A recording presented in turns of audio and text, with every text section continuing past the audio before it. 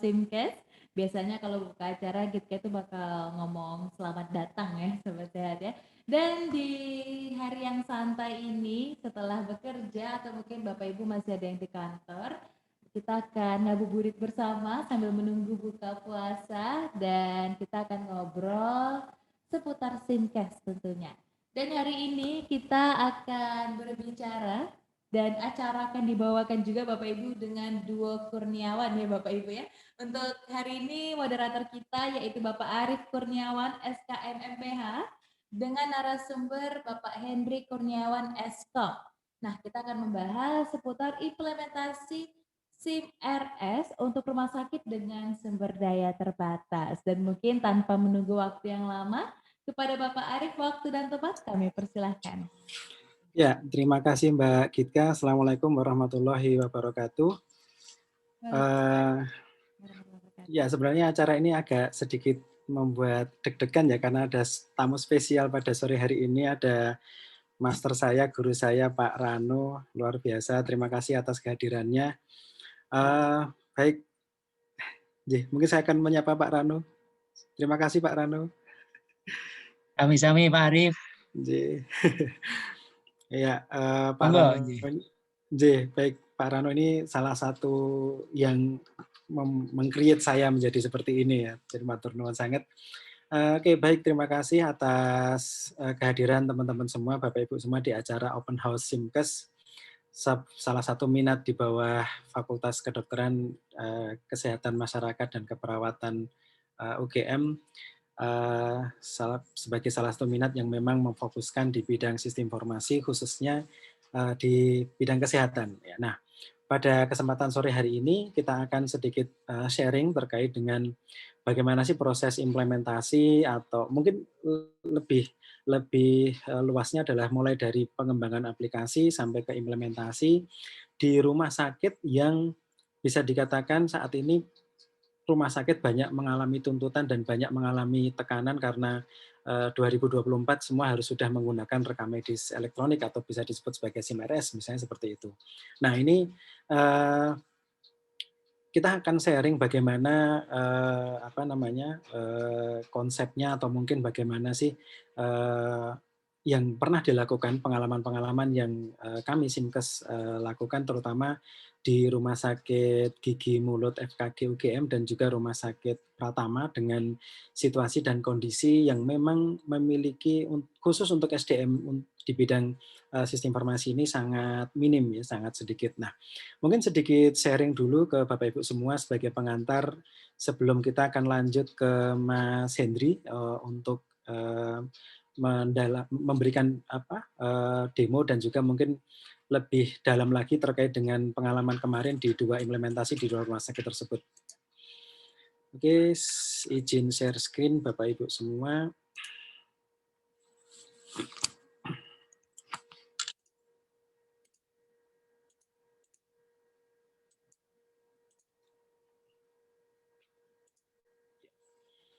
Baik. Ya, sebagai pengantar mungkin sekilas terkait dengan bagaimana sih implementasi SIM RS di rumah sakit dengan resource yang bisa dikatakan terbatas. Ada 3 poin yang ingin saya sampaikan pada sore hari ini. Yang pertama tentang bagaimana situasi dan kondisi kalau kita lingkup utamanya dari sebuah SIM RS, dan bagaimana proses pengembangan aplikasi, dan juga bagaimana metodologi atau kerangka kerja, ya saya nyebutnya sebagai sebutannya adalah kerangka kerja Scrum, yang bisa kita gunakan dalam proses implementasi SIM RS ini dengan sumber atau resource yang terbatas. Nah, kita masuk dengan salah satu roadmap-nya dari sebuah SIM RS. Kalau kita berbicara dari alurnya sebuah sistem informasi rumah sakit, dimulai dari alurnya registrasi pasien, ya, di mana di registrasi ini ada bagian terkait dengan pendaftaran onsite, ya, atau pendaftaran di lokasi. Kalau mengikuti perkembangan zaman saat ini sudah ada pendaftaran online juga. Masyarakat kita, penduduk yang akan memanfaatkan jasa di fasilitas pelayanan kesehatan dapat melakukan pendaftaran melalui website atau melalui telepon, ya, yang mana di situ sudah bisa langsung mendapatkan antrian, nomor antriannya berapa, terus harus berkunjung jam berapa, ya seperti itu. Belum lagi kalau kita berbicara dengan mobile JKN dan mana memfasilitasi juga masyarakat dalam menggunakan proses registrasi dan admisi di rumah sakit. Ada lagi saat ini proses rujukan dengan menggunakan sistem online juga.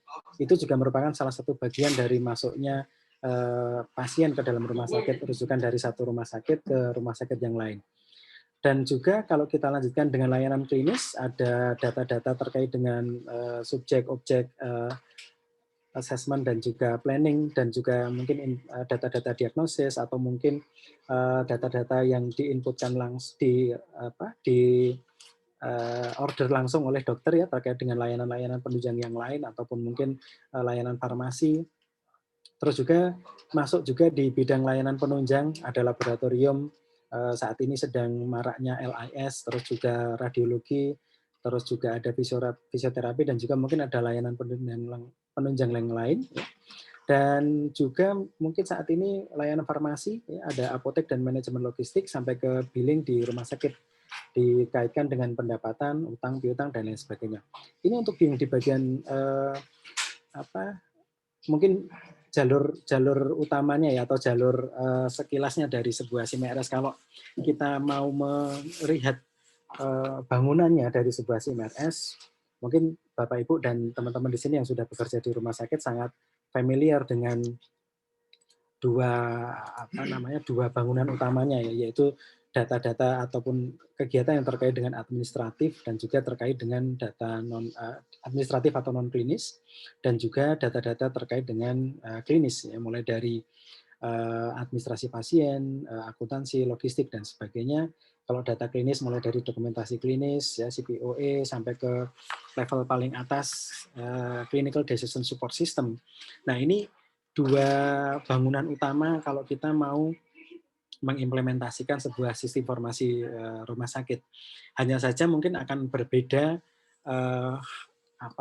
tahapannya ya antara satu rumah sakit dengan rumah sakit yang lain, tentunya dengan melibatkan background dari rumah sakit tersebut, situasi dan kondisinya, dan disitulah kita nyebut sebagai sebuah resource. Ya. Resource tidak hanya mesti sebagai sumber daya manusianya, tetapi juga sumber daya yang lain ya, baik itu keuangan, baik itu mungkin hardware-nya, dan resource-resource yang lain yang bisa kita gunakan untuk implementasi dalam sebuah SIM RS. Nah, yang jadi masalah adalah situasi dan kondisi saat ini,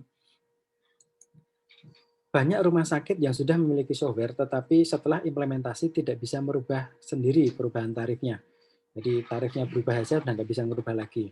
Atau misalnya ada rumah sakit yang memiliki software, memiliki source-nya, ya source-nya sudah dibuka, tetapi untuk mengembangkan hal yang baru, mengembangkan modul-modul baru perlu biaya lagi, dan saat ini sudah tidak ada. Atau mungkin software-nya dikunci, ini yang paling parah nih. Ya, rumah sakit yang memiliki aplikasi ternyata software-nya dikunci oleh vendornya, dan saat ini vendornya kita nggak tahu di mana posisinya atau rimbanya di mana, kita nggak ada yang tahu. Yang berakibat pada apa? Bahwa rumah sakit nanti akan kehilangan return of investment-nya yang sudah yang sudah diinvestasikan, anggarannya tidak sedikit ya, kalau kita berbicara di beberapa cerita rumah sakit yang sudah bahkan ada yang sampai puluhan miliar yang digunakan untuk menginvestasikan di dalam sistem informasi rumah sakit ini. Nah, bisa dikatakan failure ya, atau proyeknya atau kegiatannya gagal, banyak depresi, banyak stres ya. Mungkin pihak manajemen juga sudah mulai level kemarahannya juga sudah mulai tinggi, ini sudah kita investasikan tapi kenapa kok implementasinya belum jalan ya, seperti itu. Nah, saya akan kembali ke solusinya terus bagaimana gitu ya. Dari outline tadi, terus solusinya bagaimana? Salah satu yang saat ini mulai dilirik ya, sebenarnya sudah beberapa tahun terakhir, tetapi saat ini sudah mulai banyak dilirik dan digunakan adalah metode atau kerangka kerja. Kalau Agile ini adalah metodenya kerangka kerja dari Scrum. Nah, sebelum masuk ke situ, saya akan masuk sedikit tentang riwayatnya kita dalam mengembangkan dan mengimplementasikan sebuah sistem informasi rumah sakit. Dulu mungkin kita kenal dengan SDLC dengan kerangkanya adalah waterfall. Mulai dari user requirement, kita melihat bagaimana sih kebutuhan dan analisis kebutuhan dari si usernya, ya. Requirement-nya seperti apa, di bagian pendaftaran kita wawancara, kita observasi kebutuhannya bagaimana, terus nanti di bagian klinis, baik itu dokter, perawat, bidan, dan lain sebagainya, kita juga tanya requirement-nya bagaimana, terus juga nanti di bagian farmasi sampai ke jalur paling belakang sebuah sistem informasi rumah sakit, ya, kita lihat requirement-nya. Setelah itu kita desain. Ya, mungkin requirement kita anggap saja sekitar 1 bulan gitu ya. Terus kita desain, baik itu dari sisi tampilannya maupun dari sisi database-nya maupun dari sisi flowchart atau activity diagram dan sebagainya, baik itu prosedural maupun yang UML gitu ya, untuk versi desainnya.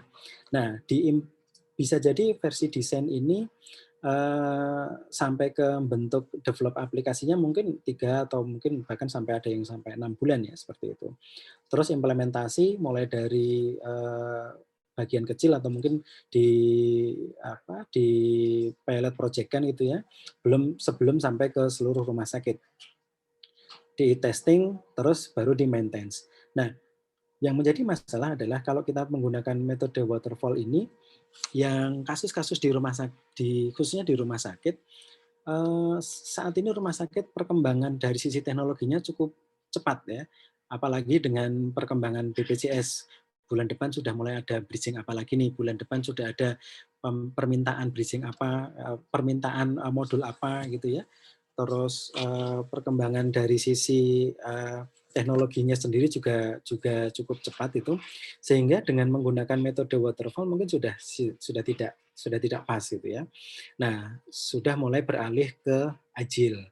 Ya, di sini dimulai dari sebuah backlog sampai analyze, define, kita desain, kita tes, terus kita deploy. Nah, mungkin lebih detailnya ada di slide-slide berikutnya.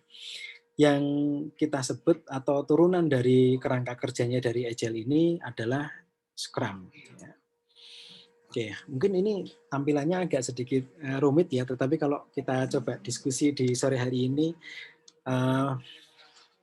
semoga tidak membuat Bapak Ibu menjadi lebih cepat lapar ya dengan situasi ngabuburit. Harusnya semakin semangat karena sebentar lagi mau buka puasa gitu ya.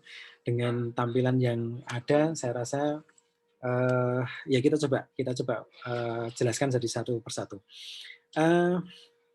Ya, kalau kita berbicara di metode Scrum ini, framework Scrum ini salah satu yang peran utama paling penting itu adalah dari si product owner-nya. Nah, kalau kita berbicara di rumah sakit, nanti product owner-nya seperti apa? Nah, product owner ini akan memaksimalkan dari nilai bisnis sebuah SIM-RS tadi. Apakah yang ditunjuk nanti adalah seorang direktur rumah sakitnya, atau mungkin direktur rumah sakit akan menunjuk salah satu stafnya, ya, kepala SIM-RS, atau mungkin dokter atau siapa yang dinilai berpotensi untuk dapat bertanggung jawab dan membuat dan memprioritaskan backlog-nya, ya, backlog itemnya. Nah, kalau kita berbicara di dalam backlog item ini adalah sebuah daftar keinginan, ya, yang berupa cerita atau story, ya, cerita dari si pemilik produknya nanti, ya, terutama si SIM-RS-nya itu, sebenarnya yang diharapkan itu apa sih, gitu ya. Terus juga yang akan nanti dibuat itu gambarannya akan seperti apa dan kira-kira selesainya mau butuhnya kapan. Nah, cerita yang didapat dari user ini, dari calon pengguna nantinya, kita sebut sebagai backlog. Ya. Dan nanti kita coba buat backlog itemnya itu, kita buat semacam list, ya, semacam daftarnya di situ. Nah, si product owner ini nanti juga akan memastikan si kepala SIM-RS misalnya, atau mungkin dokter yang tadi ditunjuk, memastikan bahwa produk backlog-nya transparan dan jelas bagi semua orang. Jadi dapat dipahami atau dapat dimengerti baik itu oleh pemilik dari rumah sakitnya atau mungkin dari pihak manajerial, bahkan sampai si calon si pengembangnya ya, si developernya itu juga dapat melihat dengan jelas sebenarnya yang diinginkan itu seperti apa. Dan juga si product owner ini bertanggung jawab atas keberhasilan. Posisinya ada di sini, ya, si product owner ini. Ya. Terus setelah itu ada juga bagian yang penting di dalam Scrum adalah si development team, ya, yang ada di bagian tengah ini. Nah, si development team ini nanti akan menjadikan produk backlog tadi sebagai fungsi yang bisa dirilis. Jadi dikerjakan, dibuat ya tampilan atau modul yang diinginkan oleh rumah sakit tadi, dijadikan produk, ya, dijadikan barang yang apa namanya, atau sistem yang bisa dirilis, yang bisa dicoba oleh si produk itemnya, si produk ownernya. Ya. Nah, tetapi di dalam development team ini dia juga memiliki fungsi yang cross ya. Cross itu dalam artian semua memiliki keahlian di dalam satu tim yang ada. Baik itu misalnya sebagai database administrator, sebagai apa namanya user interface desainnya, terus juga sebagai apa namanya misalnya untuk testingnya dan lain sebagainya. Jadi sekitar 3 sampai 9 orang dan mereka self organize, artinya mengatur apa namanya proses kerjanya masing-masing, dan ini tidak mengenal jabatan untuk anggota development team. Ya, tapi mereka memiliki kewajiban secara accountability-nya. Jadi secara tim mereka punya kewajiban untuk merilis tadi ya produk backlog-nya sesuai dengan yang dibutuhkan oleh si tim di rumah sakit ya, seperti itu. Nah, biasanya si produk tim ini nanti akan mendapatkan sebuah daily scrum ya, harian saya harus melakukan apa, ya, apa yang diinginkan oleh si produk owner tadi, sehingga saya harus melakukan apa, berapa lama yang saya harus lakukan, dan biasanya ada sprint goal-nya gitu ya. Dan ini untuk versi Scrum yang saat ini digunakan itu adalah biasanya sprint-nya sekitar 1 bulan atau 30 hari. Ya, dan itu nanti akan ada apa namanya, akan ada kerangka-kerangka yang lain ya, backlog-backlog yang lain, sehingga benar-benar sebutannya juga sprint ya, jadi benar-benar cepat dalam proses mengembangkannya. Dan ini tidak membutuhkan orang yang banyak gitu ya, tidak membutuhkan orang yang banyak. Nah, di dalam proses Scrum Framework ini ada bagian yang bertopi ya sebagai polisinya atau sebagai pengawal dari pengembangan dan implementasi SIMRS ini adalah Scrum Master-nya. Nah, kalau di dalam metode Scrum kita tidak menyebut sebagai project manager ya, tetapi kita sebut sebagai Scrum Master. Jadi Bapak Ibu, teman-teman yang ingin berlatih atau ingin mengikuti pelatihan, bahkan ada sertifikasinya, itu ada Scrum Master. Nah, bedanya adalah kalau kita bicara di project manager, dia sebagai drivernya, sebagai orang yang bertugas bertanggung jawab untuk mengedrive atau memandu atau mengatur gitu ya.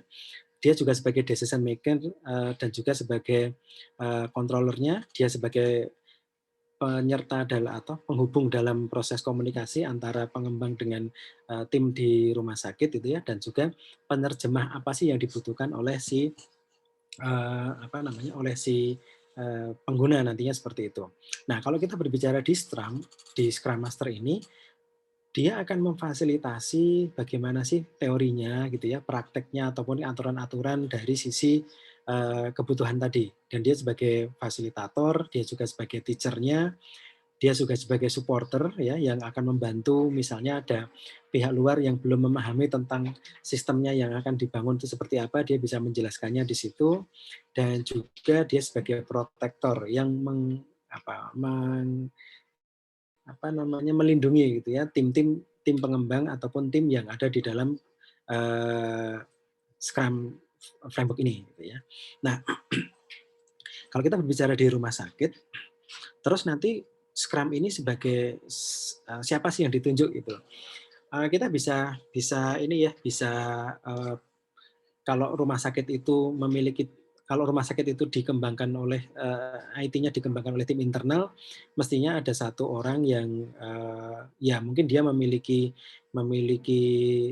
kewenangan atau mungkin memiliki peran yang dapat berkolaborasi tadi, mengatur atau mungkin berkomunikasi dengan pihak berbagai pihak yang ada di rumah sakit ya, seperti itu. Nah, yang pasti di dalam metode framework Scrum ini kita akan ada semacam sprint planning ya, sekitar 4 minggu ya, per harinya ada 8 jam yang harus kita lakukan. Terus juga ada daily scrum. Daily scrum ini semacam pertemuan singkat sekitar 15 menit saja, apa yang harus dikerjakan hari itu, dan kita lihat reviewnya ya, apakah yang dihasilkan itu sudah sesuai dengan yang dibutuhkan oleh si produk owner-nya, dan kita akan melihat bagaimana sprint retrospektifnya yang sebelum-sebelumnya itu akan seperti apa. Ya. Sehingga kita punya nih semacam user story-nya.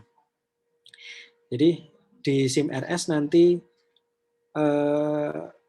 orang-orang yang terlibat nanti ya, yang terkait dengan pengembangan SIMRS ini, dia dapat melihat bahwa saya itu sebagai apa gitu ya. Terus saya inginnya itu bagaimana, dan juga nantinya ya benefitnya, sehingga si aplikasi nanti akan kebutuhannya seperti apa, itu orang-orang yang terlibat akan memahami dan mengerti sendiri ya. Dan programmer atau tim development juga akan mengetahui dari si user story ini. Jadi nanti akan ketemu goal sprint-nya, terus juga akan ketemu produk backlog-nya yang terpilih akan seperti apa gitu ya, dan membahas atau mereview kinerja yang sebelumnya itu seperti apa. Nah, gambarannya sih seperti ini. Mungkin secara sekilas ya. Jadi kalau dari blog-blog, mungkin mohon maaf saya balik lagi ke slide yang sebelumnya. Ya, mungkin dari sebanyak blog ini yang ada gitu ya, kita ambil beberapa blog atau beberapa blog-blognya ya, kita ambil, nanti kita buat semacam story point-nya. Jadi dari masing-masing tadi kita prioritaskan, kita buat pembobotan mana yang menjadi skor 1, kita tentukan sendiri. Skor 1 misalnya itu adalah yang paling penting, skor 2 mungkin tidak begitu, skor 3 sampai mungkin skor 5 ya, seperti setuju, tidak setuju, sangat setuju, dan seterusnya. Misalnya mau dibuat seperti itu.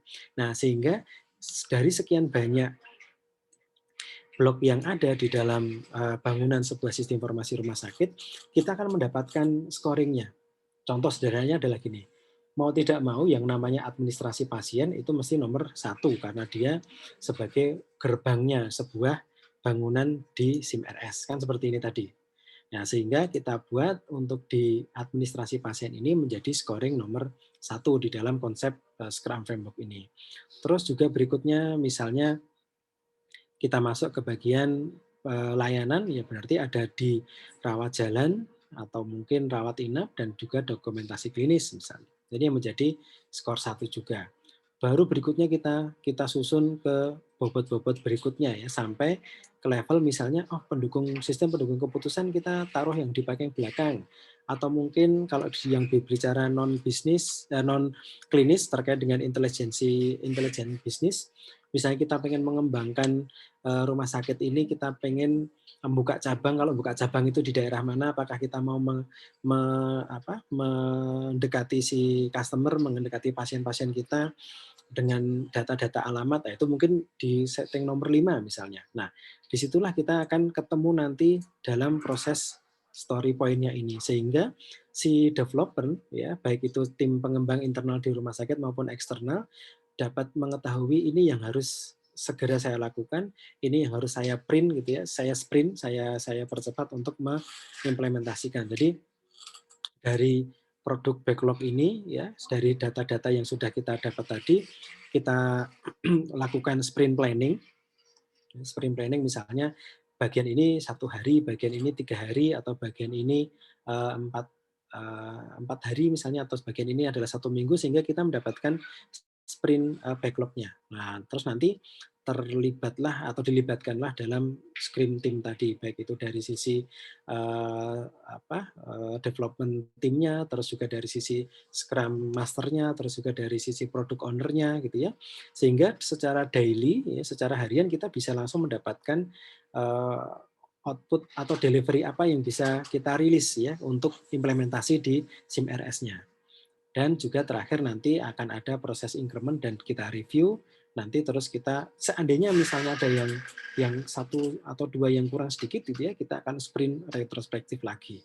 Ya, nanti modelnya akan seperti itu. Nah, ya ini yang terjadi kemarin kita lakukan di 2 rumah sakit, di Rumah Sakit Gigi Mulut FKG UGM.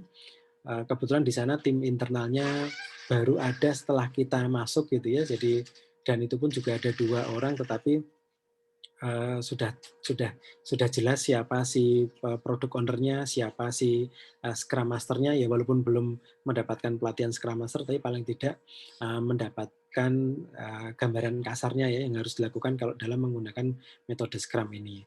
Di rumah sakit pertama juga sama. Di rumah sakit, nanti mungkin Mas Hendri ya yang jauh lebih detail lagi cerita di 2 rumah sakit itu secara implementasinya seperti apa. Nah, yang pasti adalah mungkin ini kebingungan yang sering terjadi di rumah sakit. Sebenarnya kalau saya toh mau menggunakan metode Scrum ini, kalau misalnya rumah sakit saya itu belum memiliki software benar-benar dari nol tuh saya harus ngapain? Atau kalau yang sudah punya software tetapi masih ada kendala, saya harus ngapainnya seperti itu. Nah, ada beberapa solusi yang bisa kita ambil. Kita bisa menggunakan metode outsource gitu ya. Artinya kita akan membeli produk yang sudah jadi, terus mungkin brand dari produk itu juga sangat sangat bagus ya, tetapi kelemahannya mestinya harganya sangat mahal. Atau kita mau menggunakan model in-house tadi. In-house itu adalah memanfaatkan sumber daya yang ada di lokal di rumah sakit untuk mengembangkan aplikasi ini. Terus juga kita juga bisa menggunakan open source ya. Open source itu berarti kita menggunakan produk yang sudah ada atau mungkin mix gabungan dari in-house dan open source. Kita bisa bekerja sama dengan pihak yang sudah mengembangkan open source tadi, terus juga joinkan atau bareng dengan tim internal yang ada di rumah sakit. Ya, nanti ini Mas Hendri juga mungkin nanti bisa lebih detail lagi bercerita bagaimana proses di 2 rumah sakit tersebut gitu ya.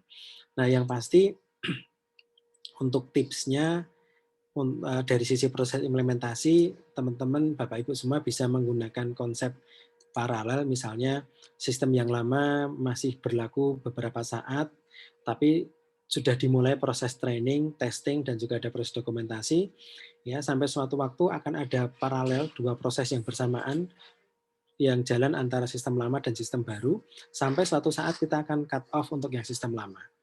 Ini resiko kegagalan sangat kecil. Kenapa? Karena kalau misalnya sistem barunya gagal, kita bisa langsung kembali ke sistem yang lama gitu ya. Tetapi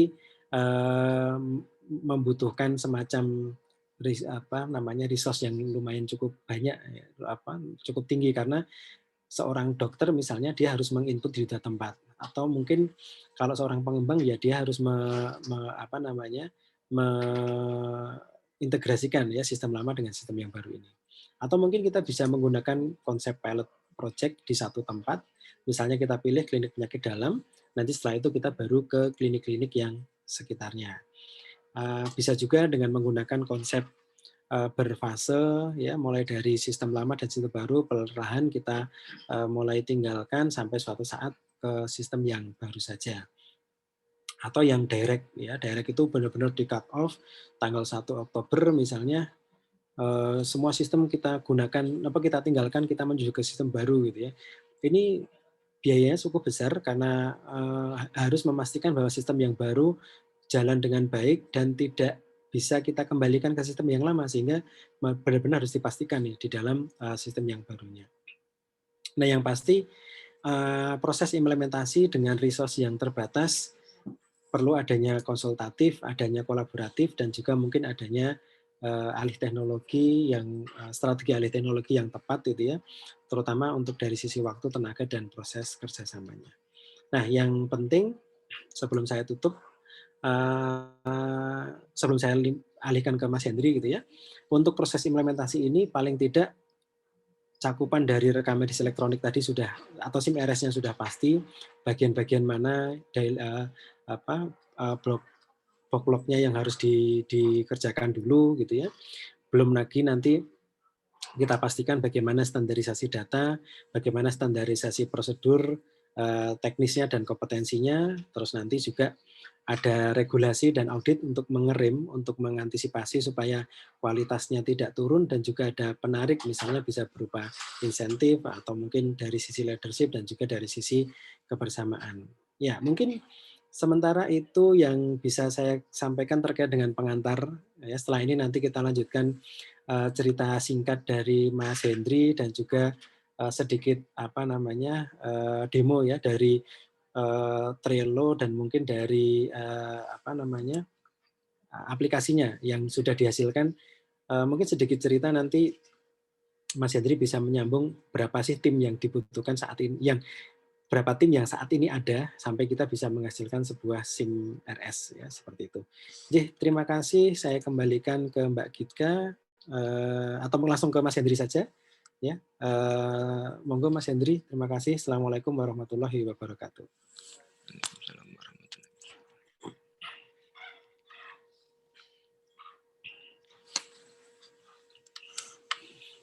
Ya, monggo Mas Hendri, langsung saja. Ya, waalaikumsalam warahmatullahi wabarakatuh. Nggih, matur nuwun Mas Arief nggih. Tadi sudah disampaikan panjang lebar ya terkait dengan metode terkini ya pengembangan software Scrum Master. Saya kira saya tidak perlu panjang lebar juga, tadi juga sudah disampaikan oleh Mas Arief. Jadi saya bagian demo ya Mas Arief ya. Bagian praktisnya. Jadi terkait dengan pengalaman implementasi juga tadi sebenarnya saya barusan dari Magelang ya, salah satu rumah sakit umum daerah di Magelang, proses pelatihan ya, instalasi dan pelatihan instalasi sudah kemarin, jadi pelatihan dan pengenalan onsite kayak gitu. Jadi macam-macam sebenarnya tipikal ya implementasi dari satu rumah sakit ke rumah sakit yang lain itu saya kira nggak bisa kita samaratakan atau kita bikin template ya, satu ini terus kemudian dipakai ini bisa kayak gitu, tapi macam-macam ya. Jadi kalau tadi sudah disampaikan Mas Arief ya pengalaman di Fakultas Kedokteran ya, di Fakultas Kedokteran Gigi ya, RSGM itu sangat terasa sekali sisi kepemilikannya, artinya di sana kalau tadi berbicara terkait dengan product owner, nah di sana itu sangat kental gitu, jadi mereka sangat menguasai sistemnya, sangat memahami proses bisnisnya, bahkan saking pahamnya itu sampai beberapa kali gonta-ganti alur proses bisnis itu. Jadi kita di pengembangan ya cukup kewalahan tapi bisa mengikuti kayak gitu. Nah, beda lagi di RS Kota Jogja ya, Pratama di Kota Jogja itu juga berbeda karena di sana sudah ada IT yang mapan, jadi kita hanya ya sedikit saja memberikan pemantik ya, artinya mungkin sedikit pelatihan kemudian mereka sudah bisa mandiri, bahkan sekarang sudah bisa mengcustom modul-modul SIM-nya sendiri kayak gitu.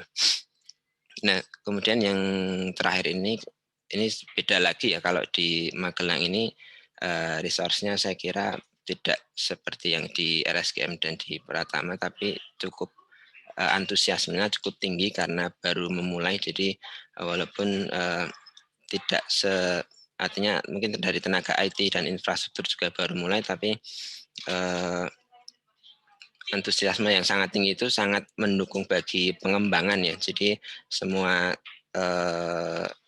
stakeholder atau kalau dibilang tadi product owner, development team itu sangat kolaboratif, artinya sangat koordinatif. Jadi ya sampai sekarang alhamdulillah implementasi berjalan lancar. Nah, itu beberapa pengalaman dan masih ada pengalaman-pengalaman lain ya yang mungkin yang dulu-dulu, tapi 3 tadi yang baru-baru ini kita jalankan gitu. Nah, terkait dengan implementasi Scrum ya, sedikit mungkin nanti saya akan buka dapur kita ya Mas Arief ya. Di Trello kayak gitu. Di Trello ya, nanti mungkin sedikit saya tunjukkan walaupun tadi ya sebenarnya Scrum Master itu ada sertifikasinya, ada pelatihannya ya, tapi yang kita jalani baru dari pengalaman dan baca-baca buku literatur gitu. Kalau sampai pelatihan belum sampai sana kayaknya. Nah, tadi disampaikan juga terkait dengan demo. Jadi sebelum ke dapurnya ini saya mau tampilkan dulu depan rumahnya ini. Nanti baru ke belakang-belakang. Jadi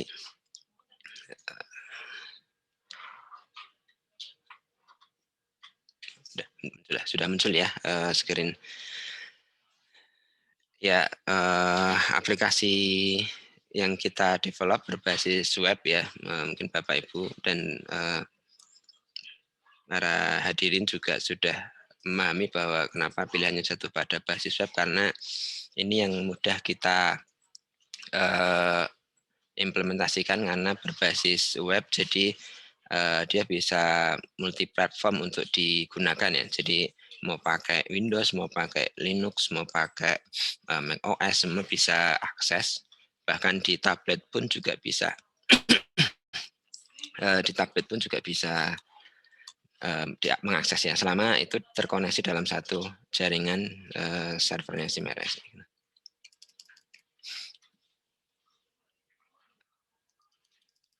Oke, nah sebentar ini saya mau login, jadi ya seperti biasa ada halaman login ya, hak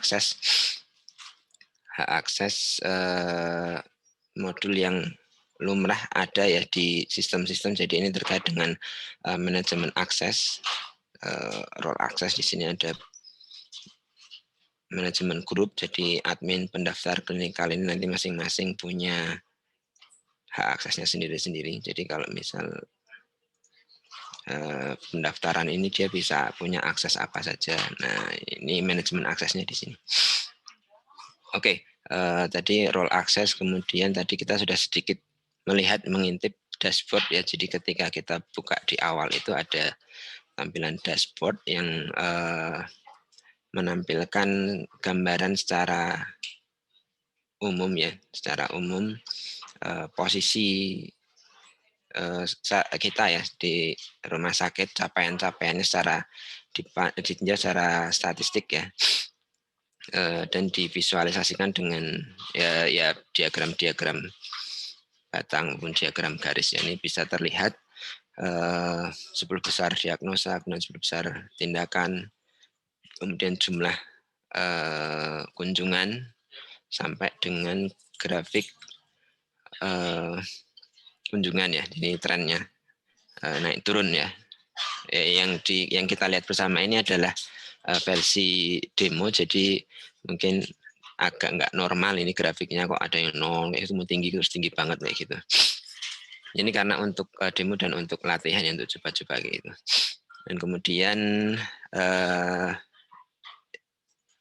ya normalnya SIMRS ya yang sudah kita pelajari bersama, semuanya ada di sini. Jadi ada dari modul pendaftaran, kemudian modul pemeriksaan, di sini ada pemeriksaan rawat jalan, rawat inap, pemeriksaan gigi juga ada, sampai farmasi dan billing ya, billing. Nah, ada juga modul ya ini ya terkait dengan BPJS, karena sekarang kita dituntut itu tidak hanya berinteraksi dengan satu sistem saja ya, human dengan sistem, tapi bahkan sistem dengan sistem kayak gitu. Nah tadi sudah dijelaskan juga bahwa SIMRS itu juga dituntut untuk bisa berintegrasi dengan BPJS, kemudian dengan pelaporannya Kemenkes, kemudian kalau Bapak Ibu pernah dengar Sisrute, kemudian masih banyak lagi ya, apa namanya, tantangan ya untuk bridging dengan sistem-sistem lain, seperti yang salah satu contohnya kalau di RSGM itu bridging dengan akademik ya, dengan bidang dengan sistem akademik. Kalau di Pratama itu bridging dengan Simbara ya, Simbara sistem aset daerah ya, terkait dengan ketersediaan aset yang ada di Rumah Sakit Pratama khususnya obat dan sediaan farmasi lainnya. Nah, kemudian ada modul layanan penunjang laboratorium radiologi dan masih ada banyak lagi laporan-laporan ya. Apa lagi ya Mas Arif ya? Ya kurang lebih itu ya, beberapa modul yang sebenarnya standar ya, standar karena memang pasti di setiap rumah sakit itu ada gitu. Nah, nanti silahkan mungkin untuk mengeksplor sistemnya nanti dari Bapak Ibu bisa menanyakan ya terkait dengan sejauh mana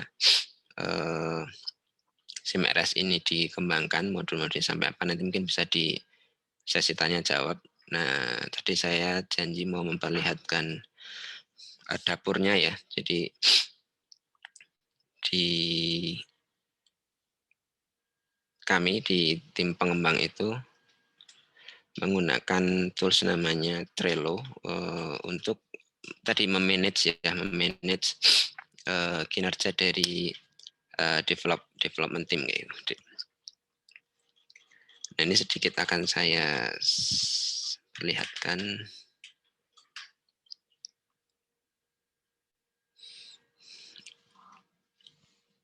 Nah, jadi ini ada yang tadi namanya product backlog, kemudian ada sprint backlog, ada daily scrum, kemudian ada sprint review, ada release to master kayak gitu. Ini sebenarnya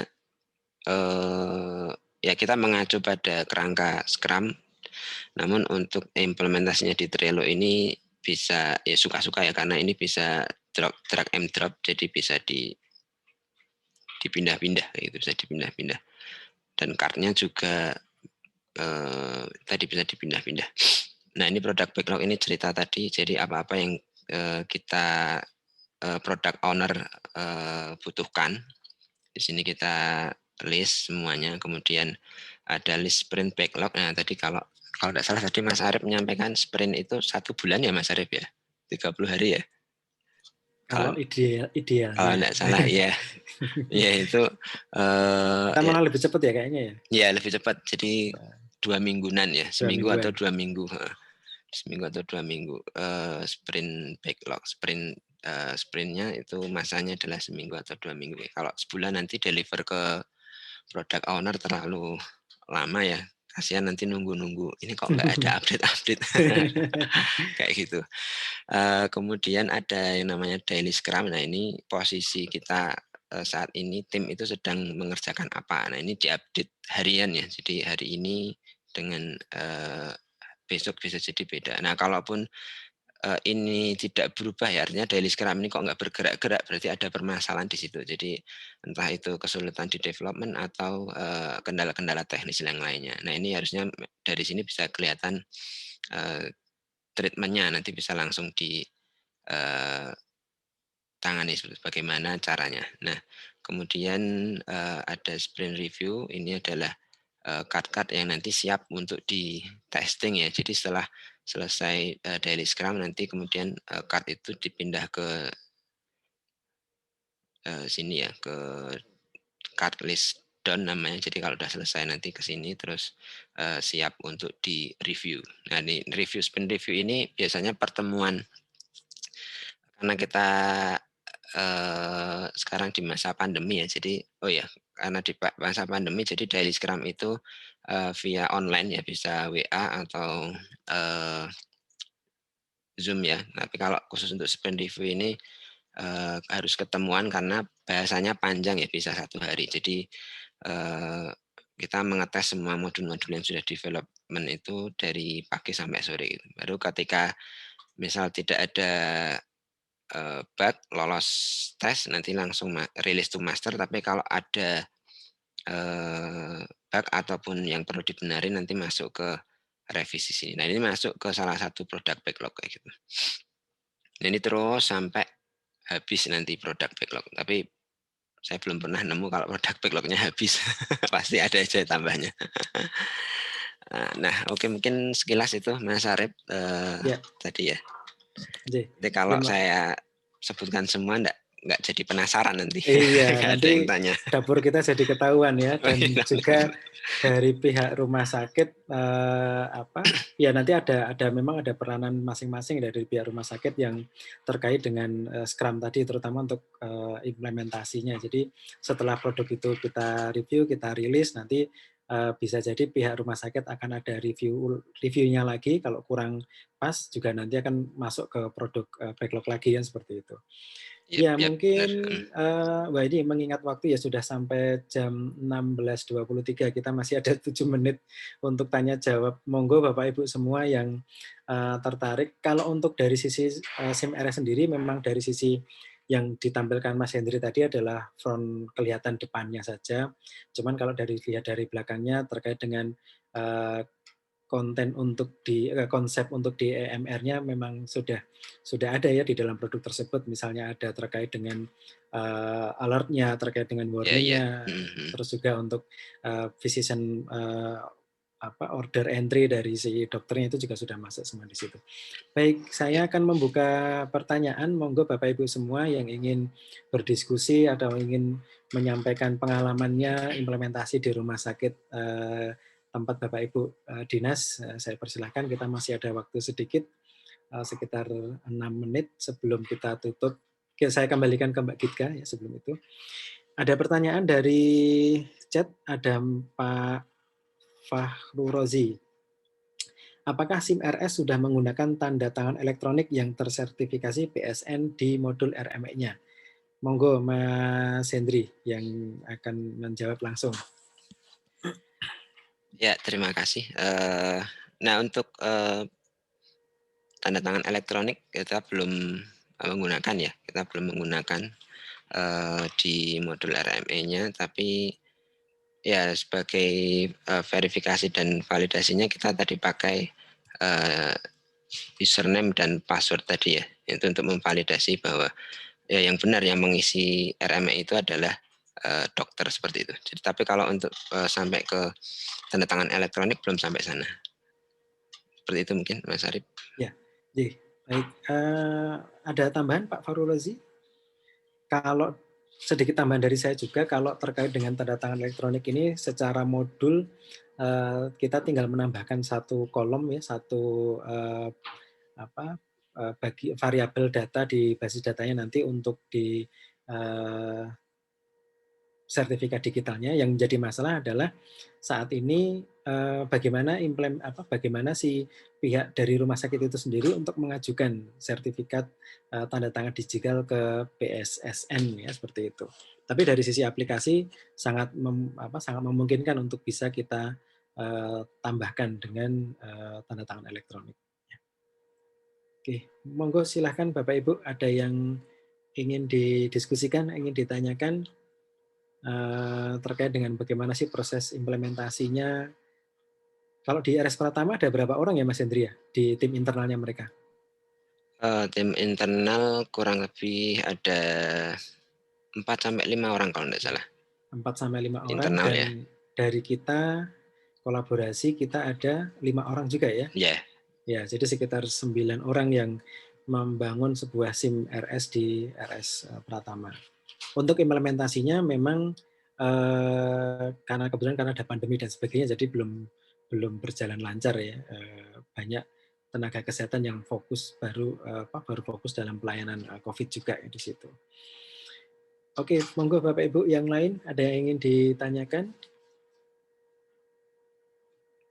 Ini agak sepi, itu di antara dua kemungkinan ya Mas Hendri.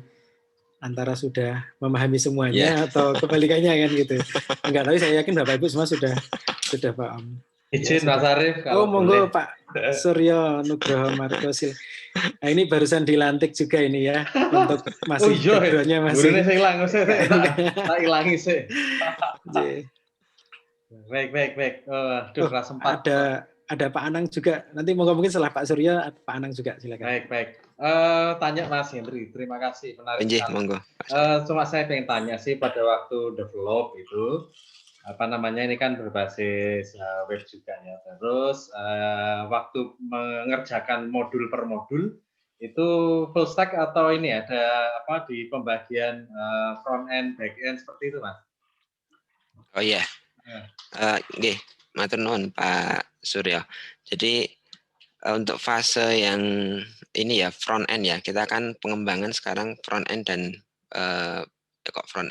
front office dan back office ya. Jadi untuk modul front office ini kita masih full stack, jadi pembagiannya untuk programmer itu per modul. Jadi siapa mengerjakan modul ini, kemudian siapa mengerjakan modul ini gitu.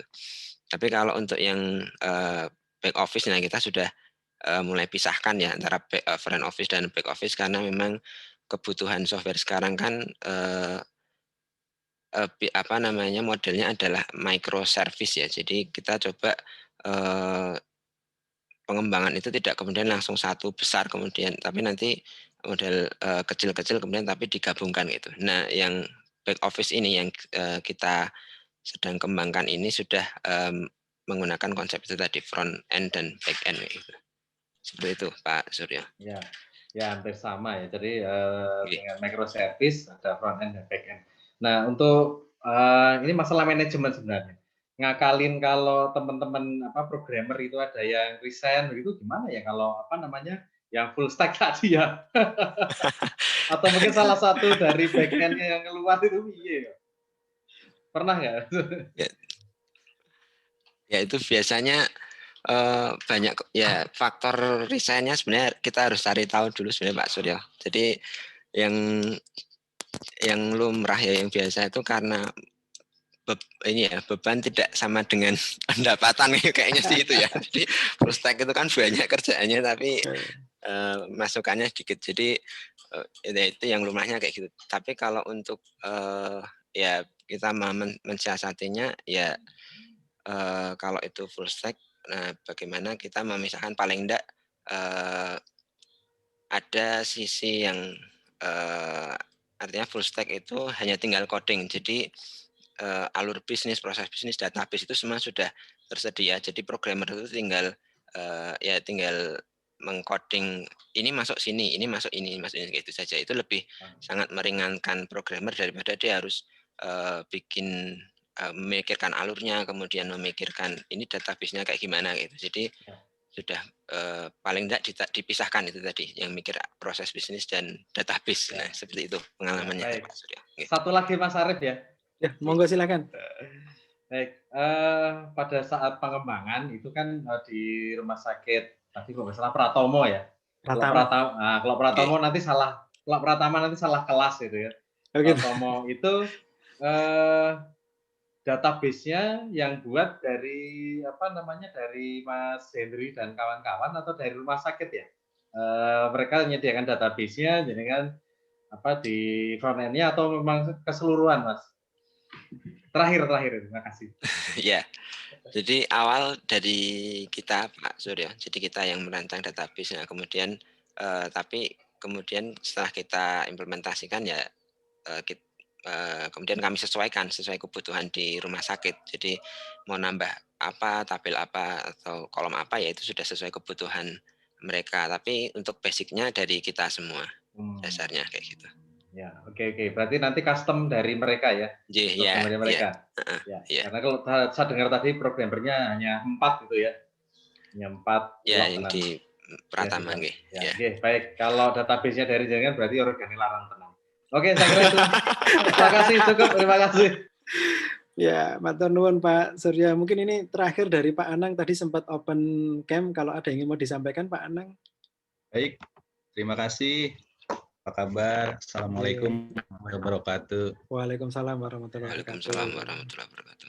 Saya mengenal di sini ada beberapa yang saya kenal juga. Pak juga saya insya Allah kenal juga. Tapi hanya sepandang waktu itu. Kemudian Pak Lutfi izin, beliau suka di ini. Terus kemudian Pak Gugu ya. Iya. Terus kemudian siapa lagi itu? Pak Lutfi. Sebetulnya saya alumni Jogja juga, bukan dari Universitas UGM, saya alumni Sarjito. Jadi kebetulan saya sekarang di Menko, jadi saya tertarik di sini pembahasan SIM RS ini karena menjadi tantangan di di kebijakan digitalisasi rumah sakit, kalau saya lihat itu dari habis 1 Juli itu kan sekitar 1.479 itu rumah sakit itu memanfaatkan. Tetapi ada beberapa juga yang tidak memanfaatkan terkait dengan CMRS yang mengacu kepada regulasi terkait dengan Permenkes nomor 82 tahun 2013. Jadi alangkah baiknya jika pengembangan ini mengacu kepada regulasi yang tercantum tersebut. Nah, dari regulasi 82 tahun 2013 ini memang ada beberapa dinamika yang sekarang muncul, yaitu terkait dengan COVID dan rujukan. Seperti tadi yang disebutkan adalah sisrut. Maka dalam konsep ini di sini, bahwa sekarang menjadi tantangan bahwa sisrut ini menjadi arah ke depan untuk mendukung sistem informasi rujukan berbasis kompetensi.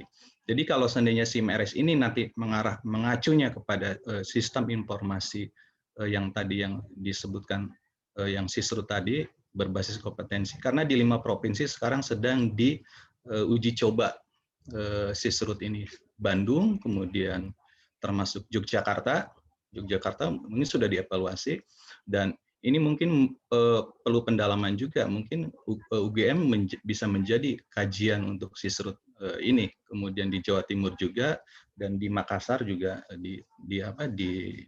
diterapkan seperti itu, maksudnya diuji coba. Tetapi yang saya garis bawahi bagaimana sistem ini mendukung kepada pelayanan kesehatan yang baik ke arah sana. Karena dalam sisrut itu nanti arahnya itu adalah kalau tidak salah menjadi ke arah single tarif ataupun pembiayaan single tarif dan single identity gitu. Nah, yang menjadi kolaborasinya, alangkah baiknya si MERES ini nanti ke depannya itu bisa mengacu kepada ID customer ya, yang nanti ada di BPJS. Dalam sisrut ini kan kalau BPJS ini kan punya data pasien tersebut, rekodnya juga ada. Kemudian si MERES ini bagian dari sebuah sistem yang ada di pelayanan kesehatan. Dan bagaimana ini menjadi gabung menjadi satu, dan ini arahnya kepada yang tadi saya sebutkan adalah single tarif dan pelayanan yang lebih baik. Nah, memang dulu saya pernah mengembangkan dari tadi pengalaman bagaimana mengimplementasikan sebuah sistem. Kalau tadi dari saya dari sisi kebijakan, terus kemudian dulu saya pernah merancang sebuah sistem yang mungkin juga itu sangat lama juga mengembangkan di Sarjito, yang berbeda dengan yang lain, karena kalau bicara tentang SIMRS ada yang terkait pengembangannya adalah mengacu kepada yang tahun 2013 yang tadi disebutkan oleh sejawat kita Pak Henry, itu memang sudah umum kalau saya. Tapi kalau itu dihubungkan tadi dengan sisrut dengan lain itu bagus sekali. Banyak sistem informasi kalau bicara tentang front itu sudah umum ada. Tapi kalau bicara terkait dengan sistem informasi yang ada di back office itu kadang dipengaruhi oleh sebuah kebijakan gitu. Berubah gitu. Contohnya di back office itu adalah perencanaan, kemudian budgeting, kemudian procurement, kemudian ke akuntansi, kemudian ke pembayaran. Dulu saya pernah mengembangkan sebuah sistem itu memang tidak semudah yang di lapangan seperti itu. Dan itu menjadi tantangan yang sangat menarik juga. Karena saya waktu itu membuat sebuah sistem itu sendiri, karena tidak dengan tim IT gitu. Karena posisi saya adalah bukan seorang staf IT di Sarjito, tapi saya seorang perencana. Saya mengembangkan sebuah sistem itu dengan proses bisnis. Bagaimana proses bisnis yang ada di unit saya rubah ke arah digital. Tetapi kata kuncinya, bagaimana sebuah sistem yang ada di unit saya itu dengan siapa ruang lingkupnya. Jadi kalau ruang lingkupnya itu ada 5, ya saya akan gabungkan menjadi 5 integrasi tersebut. Contohnya yang tadi saya sebutkan itu. Dan itu hampir mengembangkan saya sistem itu hampir 3 tahun. Dari tahun 2011, 2012, 2013. Dan untuk bahwa sistem itu benar-benar istilahnya diakui, saya mencoba untuk masuk ke dalam sebuah ajang Persi Award di situ. Saya kebetulan dibantu sebelum masuk ke Persi Award, saya waktu itu masih ingat sama Dr. Itop. Kalau mungkin kenalah semua sejawat-sejawat di sana Dr. Itop. Termasuk Pak Gugun juga saya mengenal beliau juga pernah juga. Jadi saya mencoba waktu itu 2011 saya ajukan ke Persiwood gagal. Karena ada beberapa modul yang tadi saya sebutkan ruang lingkupnya itu tidak masuk gitu kategori. Karena terputus dengan proses bisnisnya terputus. Kemudian saya tahun 2014 saya ajukan kembali dan itu oleh Dr. Itop dilihat dulu seperti apa rancangan sebuah sistemnya gitu. Nah, memang sistem ini baru dan orang bilang itu tidak mungkin karena dipengaruhi sebuah kebijakan. Tidak mungkin perencanaan digabungkan dengan budgeting dan procurement. Procurement tidak mungkin digabungkan dengan sebuah bisnis, proses bisnis di penerimaan dan akuntansi dan keuangan. Semuanya punya gap masing-masing, dipengaruhi oleh sebuah kebijakan masing-masing. Nah, waktu itu saya mencoba mengelingkan dari 5 unit tersebut menggunakan sebuah sistem, dan kemudian saya ajukan sistem tersebut ke Persiwood, dan ada syarat bahwa sistem itu telah dipakai dulu diuji coba di Rumah Sakit Sarjito waktu itu saya. Dan itu 2013 itu saya merecovery kembali, mengintegrasikan dari 5 unit tersebut, dan kemudian akhirnya oleh Dr. Itop boleh untuk masuk ke Persiwood karena itu atas permintaan dari Sarjito waktu itu untuk direview, dan akhirnya ya 2014 itu ya alhamdulillah itu mendapat terbaik nasional dan saya serahkan kepada Sarjito, sebuah kenang-kenangan saya untuk Sarjito. Tapi dari hal ini saya sekarang sudah meninggalkan dunia IT. Jadi sekarang lebih fokus kepada policy kebijakan. Jadi ajang ini memang bagus sekali dan saya sangat senang ketika ada grup terkait bukan grup ya di WA itu ada terkait dengan diskusi ini, dan saya langsung meminta kepada admin untuk saya minta gabung, dan kedepannya semoga SIMRS ini menjadi mendukung dalam pelayanan kesehatan yang lebih baik. Terima kasih Pak Arif dan sejawat-sejawat semua. Ya, terima kasih Pak Anang. Ini kebetulan Pak Guardian juga join ya, jadi kemarin Pak Anang menyampaikan salam juga ke Mas Gugu. Jadi baik, mungkin karena karena keterbatasan waktu, sebenarnya masih banyak nih yang ada pertanyaan di chat, dan mungkin nanti akan kita akan coba balas lewat WhatsApp ya, atau mungkin lewat media yang lain. Dan saya rasa cukup untuk ngabuburit sore hari ini ya, di sisi waktunya juga sudah lewat sampai 10 menit ya Mbak Gitka ya. Mohon maaf ini jadi waktu masaknya Mbak Gitka agak terpotong ini ya. Karena saya Pak. Oh, mboten, tidak apa-apa Pak Anang, kan tadi mulainya juga sedikit berkurang Pak. Sedikit terlambat tadi karena posisi Mas Hendri juga sedang OTW dari Magelang, jadi tidak masalah ya. Cuman karena waktunya saja yang memang sudah cukup sore, banyak yang harus dipersiapkan untuk buka puasa. Saya kembalikan ke Mbak Gitka. Terima kasih. Assalamualaikum warahmatullahi wabarakatuh. Waalaikumsalam warahmatullahi wabarakatuh. Terima kasih kepada Pak Arif dan juga Pak Henry serta Bapak-bapak yang turut bergabung dan Ibu yang telah bergabung juga bersama kita di Open House Simcast. Kalau andai acaranya offline lebih seru lagi ya Pak ya, ngobrolnya langsung nyambung banget ya Pak ya. Iya betul. Ya. Ada konsumsinya juga. Ada sih. Nah, namun mengingat waktu Bapak Ibu, kita harus pamit kembali ke kegiatan masing-masing untuk berbuka puasa.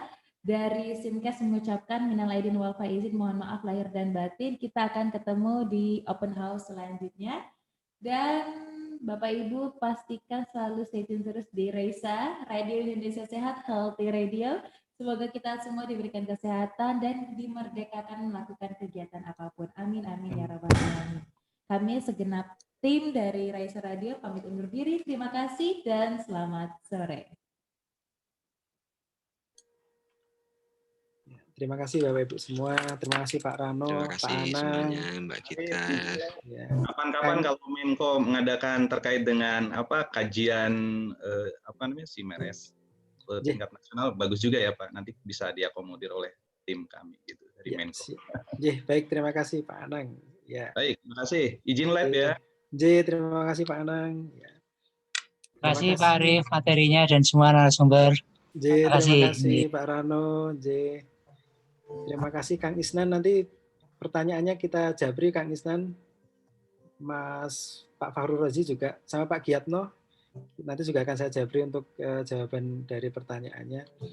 Terima kasih Bapak Ibu semua. Baca lagi